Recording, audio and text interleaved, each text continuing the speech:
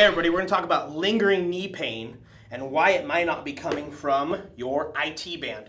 Now, I have to precede this with, hopefully, if you've been dealing with any knee issues, you've addressed your foot, and then you jumped up and looked at your hip. And we should probably make sure our breathing and bracing alignment's there, putting us into a good position when we squat and deadlift, allowing those two structures to work. But if you're still stuck with some lingering knee pain or possibly some musculature just not optimally firing, well, let's take a look at that. A lot of people spend so much time addressing this big band, the IT band. We know it's a big, strong piece of connected tissue. It's kind of hard to get any relief from that on soft tissue work. So more important, we address vastus lateralis, this big sweep right here.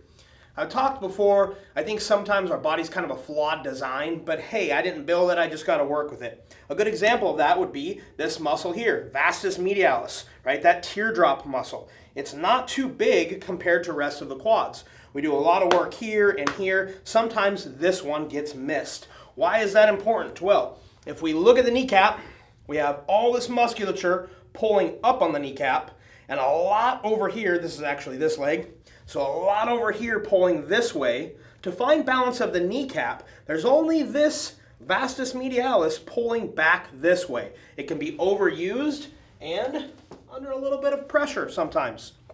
So when we look at the kneecap, we also have to address, we won't get into it today, but notice when you relax your quad, where does your kneecap go? Some people is this way, this way, this way. There's also a rotational factor that comes into play. Not purpose for this argument, just be aware of it. So when we get into some soft tissue work, first I'll jump in there with the AccuMobility ball. I usually do this on the ground, but we'll do it off of a bench to highlight it a little bit better. There's not a lot of tissue here, so I can get into that pretty easy. If I want extra weight, I'll put some down pressure here. It doesn't take much. I'm going to get a couple reps, quad extension, hamstring curl, and then I can get a little bit of a windshield wiper action, giving some cross fiber friction to that musculature. If I'm using the boomstick, pain pill, geisha, whatever the case may be, I'm going to come right into that soft tissue here.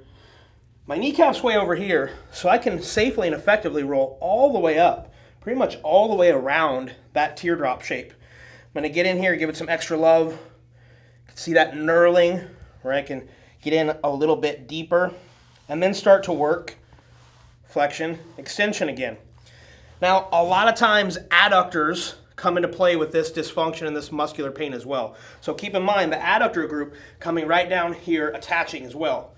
So it's worth your time to just check in right where that teardrop muscle finishes off, right into the adductors where those two would share a fascial connection, if you will. Same thing here, getting a little quad extension hamstring curl. We can get some good cross fiber friction in here, and then some anterior and posterior tilts with the pelvis.